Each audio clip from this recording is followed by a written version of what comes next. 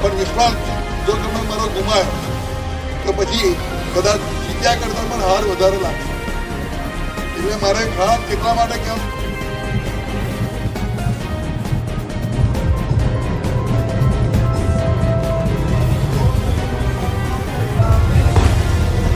અંકિતને અભિનંદન પણ આપ્યા, શુભેચ્છાઓ આપી અને હાથે હાથે 3 નંબરના વોર્ડની જવાબદારી પણ આપી.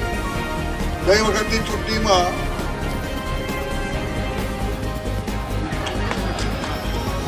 જો મહેરબાની કરીને એટલું યાદ રાખજો કે કોઈ પણ વ્યક્તિ નગરપાલિકામાં ખાસ તાલુકા પંચાયત જિલ્લા પંચાયતમાં પણ ખાસ કોઈ પણ વ્યક્તિ કોઈ પણ જગ્યા પર વ્યક્તિગત પોતાના સ્વાર્થો ના ચાલે. સાધારણ સભા જયારે ડેરીને આવે અને તમામ છોટાઉદેપુર અને વડોદરા જિલ્લાના પશુપાલકો ખુશ થાય એ દિવસે હું મારા સુરપાલને અને રામસિંહને શાબાશી આપીશ, એટલે હું શાબાશી નહીં આપું થાય.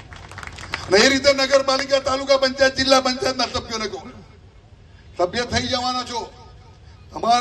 તમારા કરતા ભરોસો વિશ્વાસ મને મારા લોકો પર બહુ છે, પણ છૂટાયા બાદ આ દરેક લોકો સાથે રહેવાની પ્રેરણા લો. અત્યારે સંકલ્પ કરો કે આજે જ આ તમારા બધાના કહેવાથી એક સંદેશ આપો.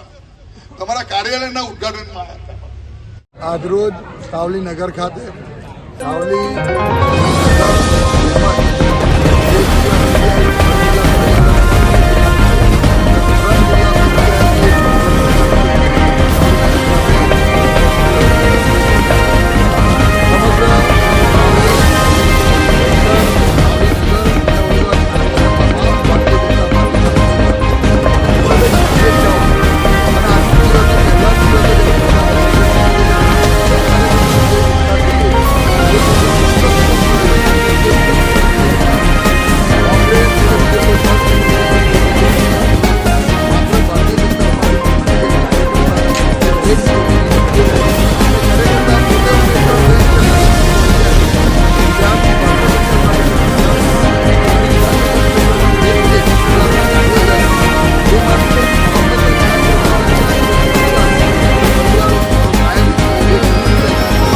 પરિણામ આપતો રહે છે.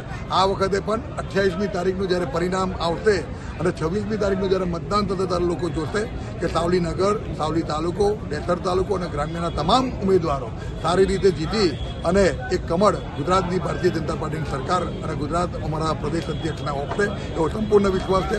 આજના આ કાર્યાલયના ઉદઘાટન પ્રસંગે સૌ ઉપસ્થિત રહ્યા, તેમને પણ હું હૃદયથી અભિનંદન આપું છું કે આવા સારા કામની અંદર આપણો પોતાનો કિંમતી સમય આપી રહ્યા છો.